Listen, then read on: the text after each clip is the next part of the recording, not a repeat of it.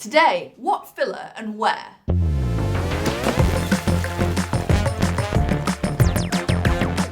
Hi guys, welcome back to the channel. I'm here today again with Dr. Kish, Dr. Euan, and we're going to be discussing different types of dermal fillers. Shall we start first of all by talking about the non-hyaluronic acid based dermal fillers? Because something that I get asked in clinic all the time is what you're using dissolvable? Can we get rid of it? So, at the clinic we tend to use Sculptra and Radiesse the most, but there is also Ellanse that we have in the UK, which we don't tend to use, and Articol as well, which is a permanent filler. I've never had any experience with that one. Have you guys? No, never. It's not really common here. Except having to take it out. Oh. Yeah, so Do I tell. had so a patient came to hospital where we used to work, and he had a collection of infection around the article, and so I had to take him to theatre and drain the pus that was collecting. Delicious. So yeah, Lovely. nice experience. But I think it just kind of veered me towards using things that weren't quite so problematic down the line. Yeah.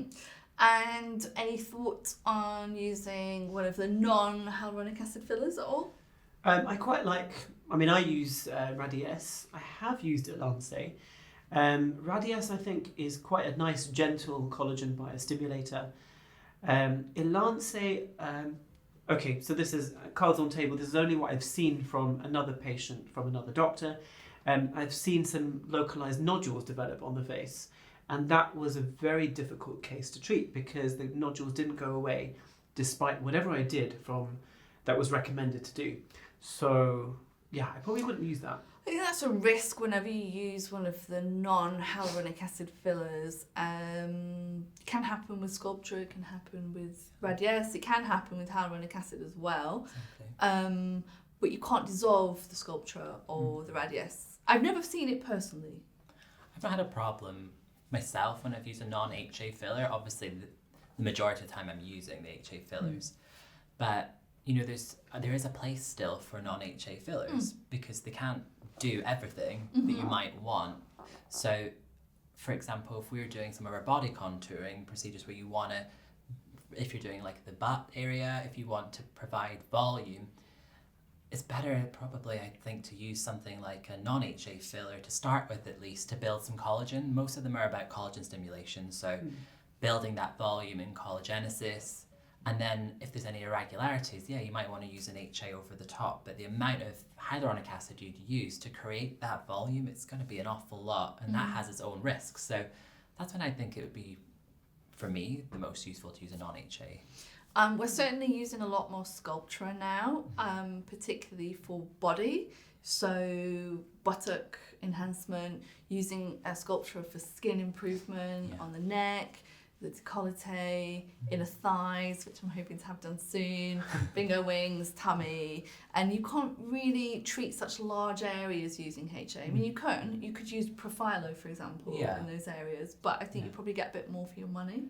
Well, you're not going to get the volume, are you? With the Profhilo, it's going to improve the skin quality. So if you've got, well, quite often chests, people find ladies with chests that there's some crepey skin from sun damage over the years, and Profhilo will help to kind of improve the skin quality. That's a hyaluronic acid-based skin improvement filler. But yeah, if you want good collagen stimulation, if the skin is thin and you want to provide some kind of more, like a puff it out a little bit, I suppose, it's not going to happen with the non-volumizing product like Profhilo, is it? So you're going to need to use something stimulating like Sculptra, for example. But it depends on the case. Yeah. Because, you know, sometimes we'll use Profhilo on the chest. Yeah, absolutely. Sometimes if it's a skin concern, I'll use Profhilo, but if it needs more volume, then yeah, I'll use something more stimulating like Sculptra. The thing to remember about Sculptra is you're not going to see the results straight away, so it takes about 6 weeks for you to get your maximum benefit from it, and you have to do a few treatment sessions in order to see the improvement, which I suppose is what you would expect, really. Yeah, I'd say so. So it really looks amazing when you put it in because there's a lot of fluid with the Sculptra. You dilute it a few days before you come in, have the product placed, and it looks kind of like what you want it to look like, and then it will go away. And you think, where's it gone? Well, it's not gone at that point. Sculptra is poly-L lactic acid, so those particles that are going to stimulate your collagen are remaining. It's just the fluid that they were dissolved in is gone, and then the collagen stimulation starts, and that's what takes a few weeks to kick in, and then over time your results will build. I think they're kind of rebranding it now more like a biostimulator rather than as a filler per se. It's more of a biostimulator. And yeah, it can take several sessions to get the results you want, especially if you're doing something like the butt where you want volume. Then yeah, you're going to have to come back maybe 3 or 4 times. But patients understand that as long as you explain it properly, that one treatment isn't going to give you your final treatment goal. It's a process to work towards. I think that gives you a bit of control as well, because it's not such a woof, not such a big volumization in one go. Yeah. And also, patients quite like, well, my patients seem to quite like that gradual process. So it's not such a huge change in one go. Yeah. And even if they're having it on their face, for example, Sculptra on the face, not that I do a lot, I think you guys are doing a lot more. Again, you're having that sort of gradual change where people are looking better and better day by day. Yeah. Definitely. I think when we were talking about nodules before, Sculptra kind of got a bad name for nodules. It's quite a long established product, but the protocols for diluting the Sculptra have changed over the years. So they used to dilute it in a lot less solution. We used local anesthetic and saline. Back in the day, that was linked to more nodule formation. Now, if you disperse the product in more liquids, so now we're dissolving in like 10 to 15 mils, the incidence of nodules has gone right down to almost 0. Similar to an HA, hyaluronic acid product, you can still get a nodule, probably very small percentage, similar to Sculptra now with the new protocols. Okay, so let's move on and talk about hyaluronic acid, because that does make up the bulk of our dermal filler use, I would say. Definitely. So there are loads of different brands out there, and I thought it would be fun if we just kind of touched on maybe a few of the more well-known ones and talked about our favourite products from each of those. So Kish, I know you use a lot of Restylane Vital. So what is it that you like in particular about the Restylane Vital, and is there anything else that you would use out of the Restylane range? So I do like Restylane. First of all, the syringes are quite long, so you've got a lot more control in the product delivery. But that's purely just a technical thing. In terms of results, I really like Vital Light for under the eye area. Somehow it's just subtle enough to lift out sort of dark or sort of seemingly dark hollows, and it just leaves the patient looking naturally more, well, when I say naturally, I mean they just look very, very natural, but they just look more awake. It's nothing about anti-aging, it's nothing about looking younger, they just look more awake, more fresh, and most of my patients leave the clinic really happy and just without any bruising. So that's sort of my go-to treatment for a tear trough or like an under eye hollow.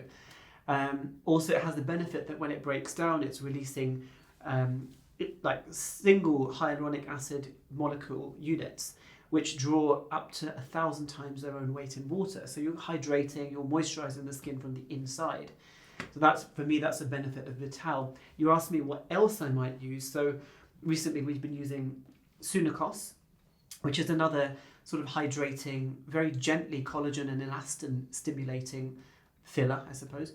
And I also use Redensity 1 for the same area as well. Redensity 1's uncross-linked filler, which has some added benefits of antioxidants like glutathione, alpha lipoic acid, and amino acids to feed the skin cells. But I use the broad range of, we've got pretty much every filler under the sun that, available at the clinic. So I will use, from one family of fillers, I'll use one for example, lips, I'll use Belotero. I quite like Belotero Contour, Belotero Intense. And for cheeks, I really like Belotero Volume or Duoderm Volume. I think it's just horses for courses. Each area has its own needs, and also every patient has their own needs, and then I'll just select out what I need for that. Belotero. Yeah. Not Belotero. What do you call that? I say Belotero. Belotero. I'm just thinking, it sounds Italian, I don't know, what do you say? Belotero. It's German though. Belotero. It's Belotero. Sorry. What do you call Profhilo? Or Profhilo? Profhilo. So I got told off. I got told you have to call it Profhilo. Who said that? Well, I was in Verona actually, so I was with the Profhilo, the company that distributes Profhilo. Sorry, and I got told off by the surgeon who was delivering the teaching. He said it's not the Profhilo. Profhilo. So yeah. We're so picky. Huh? Okay, is there anything else that you would use from the Restylane range? I quite like Refine, Defyne. I love their Lyft product. So actually, I like most of the products in Restylane. Yeah, Restylane I do like. But one product stands out above everything else, apart from Vital Light. It's called Lyft. Now, Lyft is the product out of all the HA fillers that we use that has one of the highest G prime. So if I have a patient who perhaps is on a bit of a budget or wants to try a lifting product for the first time, I might suggest this actually, because for cheeks, nothing gives quite as much of a lift as that particular product. And it also looks very, very subtle. Does it last? Let's see. Does it last? Euan. Which one would you like me to talk about? Well, just what's your fave? Oh, it just depends on the area. In the UK, we have so many fillers. It's almost exhausting, isn't it? The amount of fillers we have to choose from. So really, I have some favourites for areas. So in a temple, for example, that's really hollow, I would have to use something that's really volumizing. I really like the new Volux product. Now, it was originally on the market only for jawline, chin, but for me, I don't know if you guys are using it, but in the temples, it works really, really well because it has so much lift to it, so you get a lot of bang for your buck. Whereas previously you'd have to use a couple of syringes over time of another product. One syringe will do now for that, so it's pretty good. I think for a mid-face, I would say there's a couple of products I really like, but Voluma is always like a workhorse in a cosmetic clinic. I think most clinics have a long established use of Voluma, unless they're not affiliated with Aliaxin for whatever reason. But it is a good product, I think. If you're not wanting something from the Juvederm range, I do like Belotero Volume. It does give nice kind of lift. It's quite soft, so if you're using it in the fat compartments in the cheek, you can really sculpt that and get a really nice natural looking results. Lips.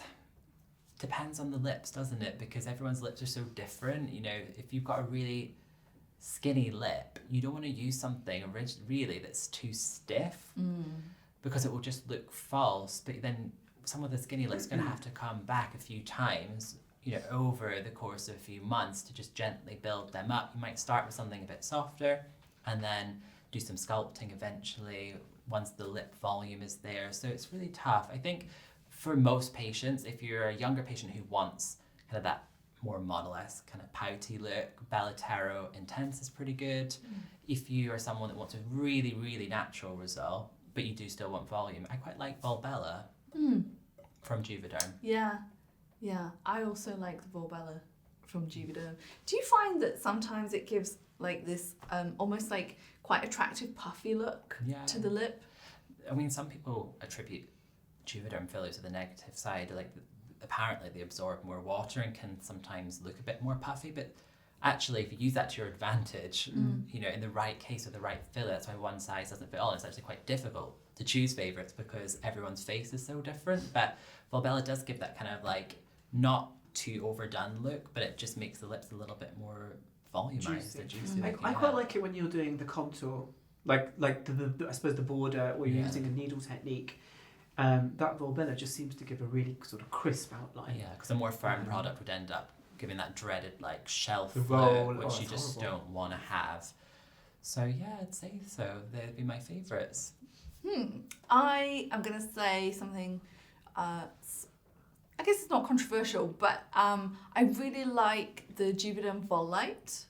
What? Because it gives you nice skin improvement and good skin hydration. And I'm convinced, this is on absolutely no clinical study whatsoever, but I'm convinced that it gives you more brightening and lightening than I've seen with Profhilo or with doing Restylane Vital. It's just how I feel about doing really the weird treatment. because when that product Volite came out, it's a skin improvement product, isn't it? I know you guys and I have occasionally tried it in a lip just for hydration, but the point was it was to give that kind of glow to the skin, and it does work. Like I've had it on myself, and I did find that my skin was a bit more kind of resilient. It was a bit more kind of glowing. But they didn't really like market it well, did they? When they brought it out, not many people know about it, considering the Juvederm range is so popular. don't get a lot of people coming in and asking for it. Yeah, that's true. But it is a good product in the right case selection. Yeah. Do you guys do it with the sort of the needle technique? Yeah. Yeah. Or do you ever use cannula? No. No, usually pretty needle much with it. needle. Yeah. I use it for the hands as well. Uh-huh. So syringe in either side for the hands. I think it works really well there. Yeah, it's really interesting actually because Profhilo did a much better job Much of better. marketing their skin improver. Profhilo just sells itself because Yeah. friends Yeah. talk about it at lunch, coffee, people come in asking for it. Yeah. It's really popular treatment, and I think the results are good. Yeah. And people seem to love it, you Yeah, know. they And do. it might be that other products have slightly different benefits in the right case, but it seems that everybody wants Profhilo. I think in the neck, if I've got a horizontal necklace line, I prefer to use the Volux. Yeah. And then if it's just for general skin improvement, I'll tend to use the Profhilo. Yeah. They're so different in their structure, aren't they? Because Profhilo is an uncross-linked hyaluronic acid, so it's not bound together. It doesn't stay in your body for long. It spreads itself under the tissues and stimulates collagen. Whereas Volux cross-linked, so it does stay in the body a bit longer, so you can target those fine lines and wrinkles, and it should build them out. Whereas Profilo's not going to do that. Even for someone who's got, say, that bridal line that sometimes people get all the way around here, if it's really fine, I think it's good for that. If it's a little bit deeper, I actually prefer using the Volbella. Yeah. Because I think that can work really well as It's well. a little bit more. So this sort of to like, it. it's almost parallel to the necklace lines. we were Yeah, talking about. but just underneath the chin. So you use Volite for there, and I've used Volite there as well, and it is good. It is good, and like you say, the skin does become a little bit lighter, a little bit brighter, and it glows as well. But I have to say, there's one product which is from the same family as Profhilo, and this is called Shape and Restore from Aliaxin. I use it with a cannula technique, and I have to say it's really, really forgiving. It's really nice in those sort of shallow but sometimes deep lines of the neck. It moves very well with the neck skin, and I find for me that's one of the best products for the necklace lines. I really just wish that they would put lidocaine in there though, because they don't put lidocaine in any of their products, including Profhilo, and that for me is a bit of a deal breaker. So it's interesting because I did ask the company why do we not have lidocaine in these products, and while they're saying that it's coming and they may introduce it, their attitude is that in Italy where these products have been launched, the patients there don't need it or they don't want it. So that's wimpy British people, isn't it? I would want it. Yeah, Like, I like 100%. having lidocaine in my 100%. filler. Lidocaine Yeah, for for sure. sure.